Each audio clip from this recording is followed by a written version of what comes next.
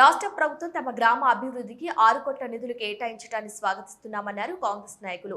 నిధులు విడుదల పట్ల హర్షం వ్యక్తం చేస్తూ సీఎం రేవంత్ రెడ్డి, మంత్రి తుమ్మల నాగేశ్వరరావు, ఎమ్మెల్యే కవ్వంపల్లి సత్యనారాయణ చిత్రపటాలకు పాలాభిషేకం చేశారు. ఈ సందర్భంగా వారు మాట్లాడుతూ గ్రామ అభివృద్ధికి కాంగ్రెస్ ప్రభుత్వం కృషి చేస్తుందన్నారు. ఇప్పటికే ఆయా గ్రామాల్లో సీసీ రోడ్డు, డ్రైనేజీ, మహిళా సంఘం భవనాలు ఏర్పాటు చేశామని చెప్పారు. నుస్తులాపూర్ గ్రామానికి కేటాయించిన 6 కోట్ల నిధులతో సీసీ రోడ్డుతో పాటు డ్రైనేజీ పూర్తి చేస్తామని అన్నారు.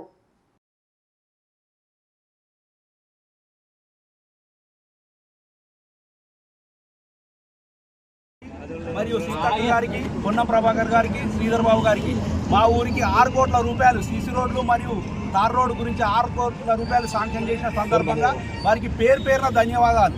మా ఎమ్మెల్యే గారికి, ముఖ్యంగా కవ్వంపల్లి సత్యనారాయణ గారికి దగ్గరుండి సీతక్క దగ్గర తీసుకుపోయి 6 కోట్ల రూపాయలు నుస్తాపూర్కు శాంక్షన్ ఇచ్చినందుకు వారికి మరొకసారి పేరున ధన్యవాదాలు తెలుపుకుంటూ మా ఊరు ఎప్పుడు మీకు రుణపడి ఉంటానని, మా ఊరు అభివృద్ధిలో భాగంగా మా ఎమ్మెల్యే గారు ప్రతిరోజు నిరంతరం కృషి చేస్తున్నాడు. వారికి మరొకసారి ధన్యవాదాలు తెలుపుకుంటూ ముగిస్తున్నాను. Thank you.